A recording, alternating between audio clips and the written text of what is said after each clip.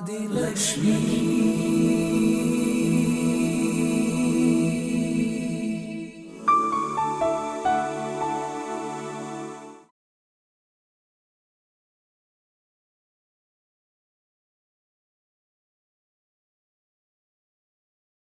Good evening, everyone. Much better now, right? I'm audible at the back? Wonderful. So how's the day going for all of you? Are you enjoying? Yeah, what a lovely session. Thank you so much, Elsie. All right, so yes, as you heard, I am an image consultant and I work with leaders from various backgrounds, and I help them create an image and eventually hope that, yes, they will be able to create influence. So today I'm here to help you all with my topic, to share some insights, what I share with all the leaders that I work with, from image to influence. All right, are we ready? Superb. All right. There will be a lot of questions for all of you. So the more you interact, the better the session will be. All right. So yeah, looking forward to that. Starting with, as the topic suggests, influence. So what do we mean by the word influence?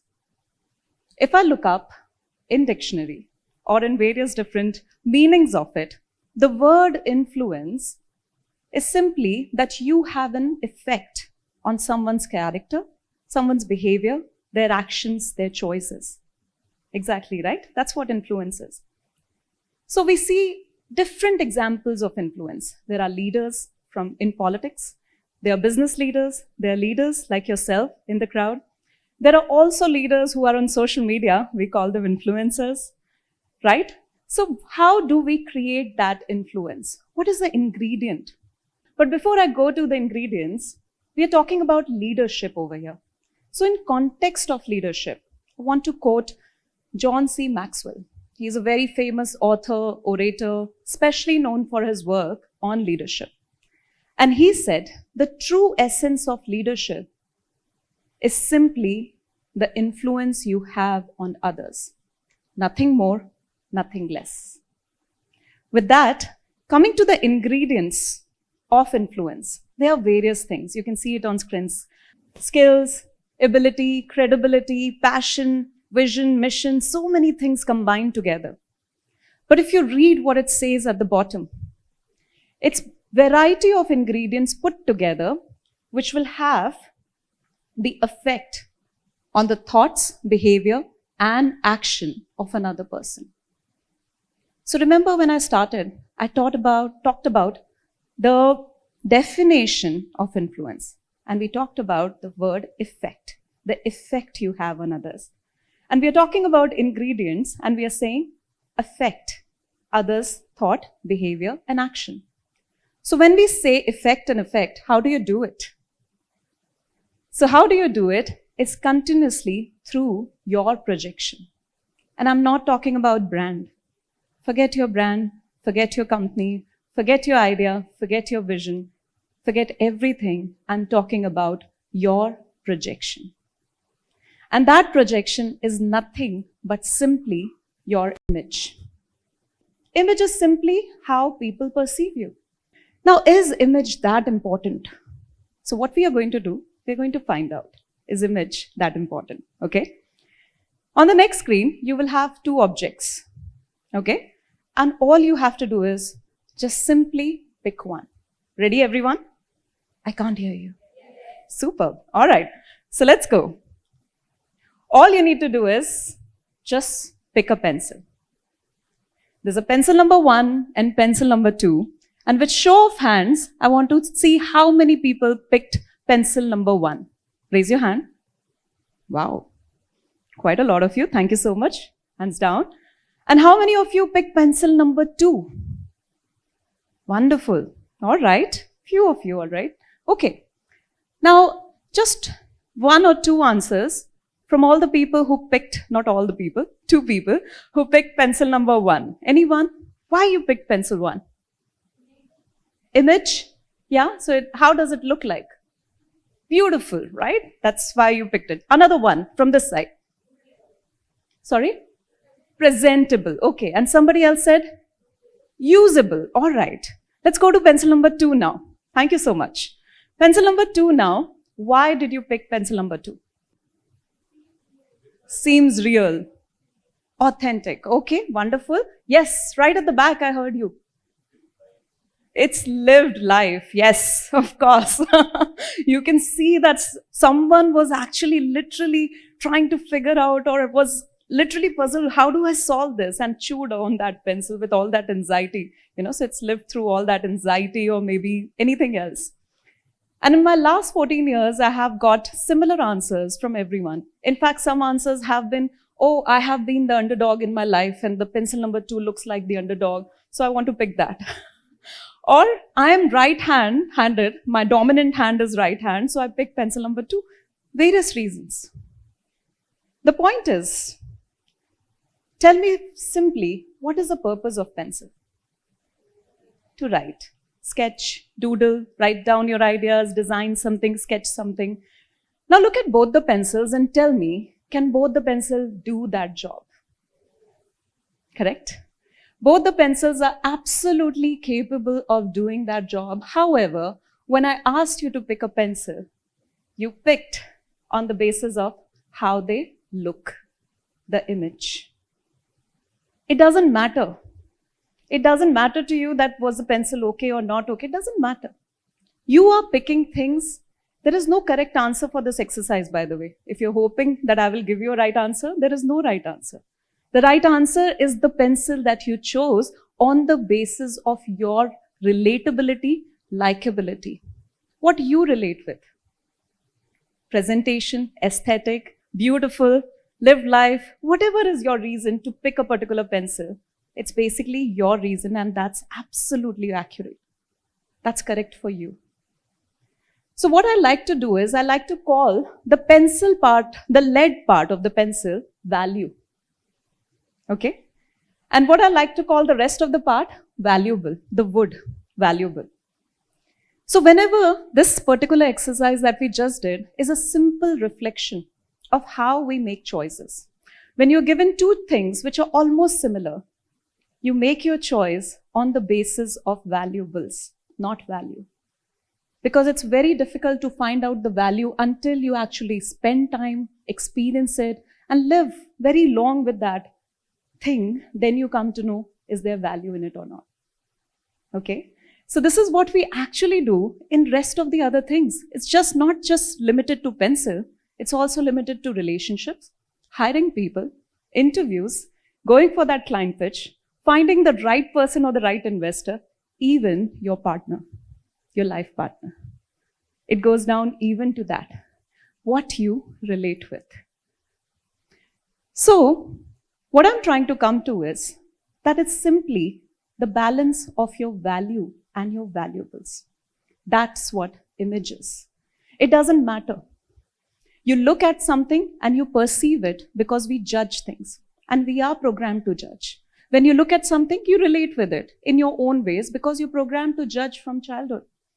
Since childhood, you are taught that, okay, your parents would say, oh, talk to that person or don't talk to that person.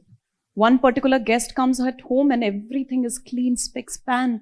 Things are being ordered so that and the best of the dishes. And sometimes the other guest comes in and as a child, you would be told by your parents, oh, tell them I'm not at home. Then you'll grow up, you'll watch movies. And movies are a beautiful representation where you are perfectly shown this is a protagonist, this is how an antagonist looks like. So you're programmed. You grow up and you start seeing that and relating with it throughout your life. So we are programmed to judge. It's a very nice thing to say and put it up on Instagram story. Don't judge a book by its cover, but we are all programmed to judge. And that's how we make decisions. It's a good thing. Judgment is a very good thing.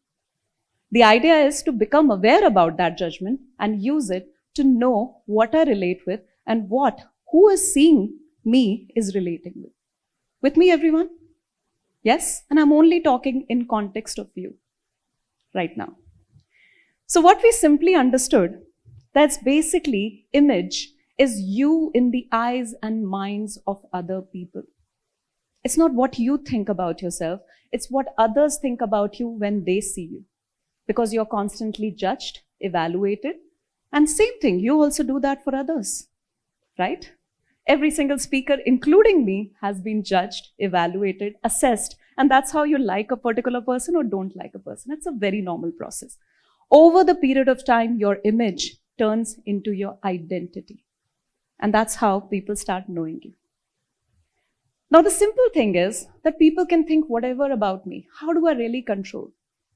The process is basically image management, and the process of image management is very simple. 2 components: how you see yourself and how others see you. And that's the success for most of the people.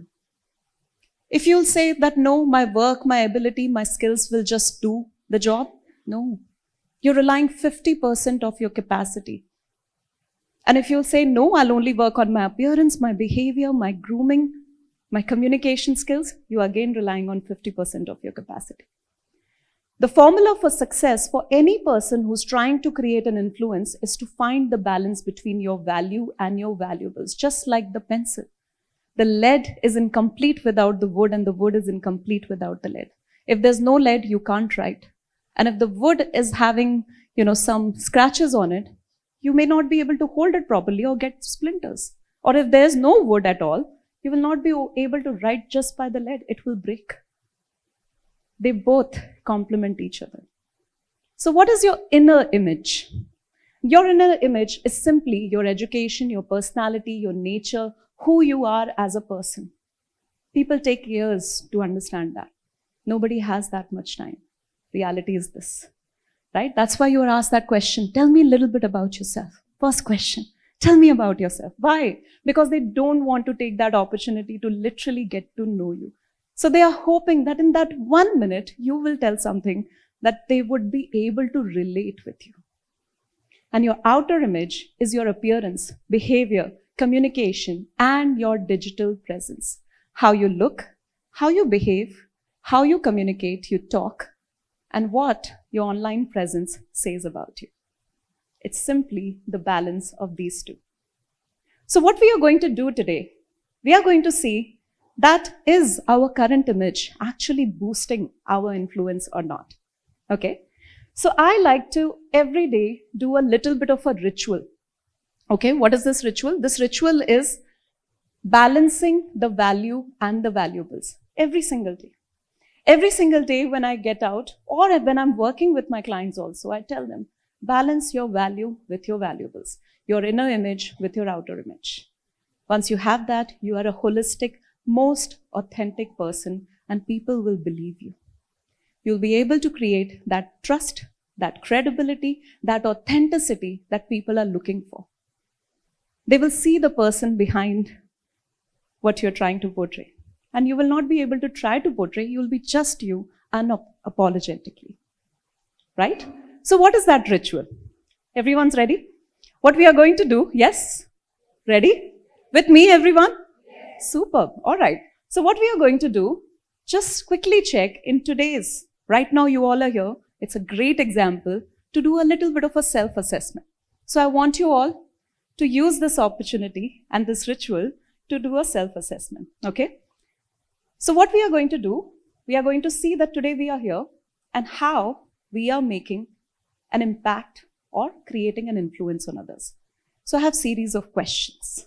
Question number 1 for all of you is where? Where are you? What's the time? What's the place? What's the culture?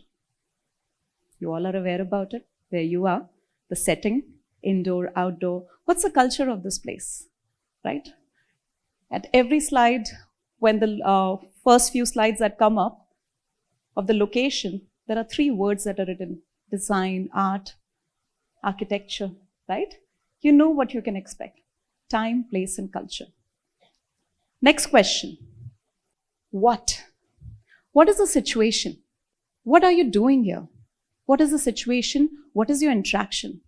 What are you here for? Okay? What is the ultimate occasion that you're here for? We all know. We are here to learn about leadership, right? Okay, next step. Who? Who is with you? Who did you come with? And who is seeing you right now? And who are you going to meet later on? Did you interact, mingle with someone? Who is that person? Okay, and were you ready to meet that person? All right. Shall we move on? Next question. This is my most favorite one. The goal. You are all here. Do you literally know what is the interaction, what is the outcome, or what is your ultimate goal? I call it setting the intention, the intent. And if you don't have an intent to be somewhere, don't be. As women, be very careful and very firm about your presence. You must know that where you need to be, and is your presence valuable at that place or not. So set your intent, what you want. And finally, last question, the message. What do you want people to know or think about you? Your desired perception, right? For yourself and for others. Remember the two components, how you see yourself and how you see others. So the message. Now I want you all, you have gone through this question, right? Everyone has done a self-evaluation. Great. I don't want to know, of course, answers. You exactly know where you are. You exactly know which point you missed out today. Some of you would be having a great day that, yes, I actually did all of that in my subconscious mind. And some of you would be like, oh, it's a bad day. I had so many things on my plate today. I couldn't actually think about it. And some of you would be like, no, I don't really think it matters. But it does. As we said, it's a balance of your value and your valuables. And when you are not paying attention on either one of them, it impacts your image, your influence. So how can you do this on a daily basis? One of my clients, who's a CEO of a very large broking company, he said, Sonia, this is great. My inner image, fantastic. But how do I get it in my outer image? So let's see how you're doing on your outer image. Okay? So next question, which is about your appearance. First question on your appearance. A, how's your outfit? Is it conveying the message that you want to convey, the desired perception, right? Is it actually talking about who you are as a person and is actually going to create relatability for your audience? Is it something that will help you achieve your desired interaction outcome or goal, your intent? Question number 2, behavior. Think about during your conversation, your demeanor, your manner, your etiquette. How did you speak to the other person that you just met while you were mingling? How was your interaction? Did you have a smile on your face? Were you busy with your phone? Is there anything else that was actually occupied your mind space? Where were you? Next question. What was your communication style? The words you spoke, your tonality, right? Even your stance. And finally, your style. Were you the excited, chirpy, bubbly person? Or were you the calm, composed, elegant? Or were you the diva? What was your style? So now you all know your ABCD, right? Appearance, behavior, communication. Think about, is your inner image aligned with your outer image? And if you're doing well on that, fantastic. Congratulations to you. And if you are not having a great day today, that's also all right. But remember that if you become aware about it on your day-to-day basis, then what you do, you unleash a holistic version of you. So going back to that CEO client, he said, how do I do it on a daily basis? How can I look prepared, Sonia? Just tell me that. So I simply told him one very last thing. Of course, yes, digital presence. I forgot about that. D, of course. If you met me and I open up your social media, search you on Google, will I find exactly what you said? Exactly matching on your social profile. So you're D. So going back, he said, tell me simply, what do I have to do? So I simply told him, to look prepared, you have to come prepared, right? And this is what, the simple exercise that I gave you, the ritual that I gave you, balancing your inner image with your outer image, that's simply what you need to do every single day. You spend so much time to create that pitch deck, that PowerPoint presentation, your speech, what you're going to say, how you're going to meet, where are you going to meet? Is the coffee that is going to be served is going to be of liking of the other person or not? Thinking about those minute details, how will you reach there? But you don't pay attention to who you are as a leader. So what I want you to do is to come prepared, okay? I want you to do a 30-day challenge. 30-day challenge, just simply do this. 30 days, every single time you step out of your house, just do a simple ritual. Balance your inner image with your outer image an evening prior. Ask yourself these questions. Where am I going? What is the place? Who am I going to meet? What is the interaction outcome, my intent of being there? And finally, what is the desired perception that I want people to know or think of me as? And finally, align that with your appearance, with your behavior, with your communication, and your digital presence. Pick the outfit and ask yourself why you're picking that outfit. Think about your behavior and why you're taking up on that stance, that demeanor. That communication style, how you're going to speak. And finally, does your digital presence say the same thing? There will be days when your outfit will not work out, but your behavior will do the job. There will be days when your behavior will not work out, the outfit, something will happen, and at home, you had a fight with someone, family member, bad day. Missed your something, you were trying to reach, you reached late, bad day. Outfit will do the job. And if both of them are not working, communication will do the job. But something will help. So work on your ABCD. So do this 30-day challenge. I would love to know how these 30 days actually go for you. And if you want to connect with me and share your journey of these 30 days of balancing your inner image with your outer image, that would be fantastic. So do share your thoughts with me. I want to leave with a final thought with all of you. Just something to remember. That if you're thinking that people are actually investing into your idea, your business, your products, your services, you are in a similar field. A lot of you would be in similar field. There would be a lot of competition. As women entrepreneurs, a lot of people will have the similar idea or being in the similar industry. So are people actually investing into your idea, your business, your service? No. People want to know who you are, why this idea means to you, what is your story, why you are so passionate about this idea. And that's why the most important thing in your entire business is you. No one else, no one more, no one less, is you. So start investing in yourself today. Thank you so much. It was lovely talking to all of you. All the best.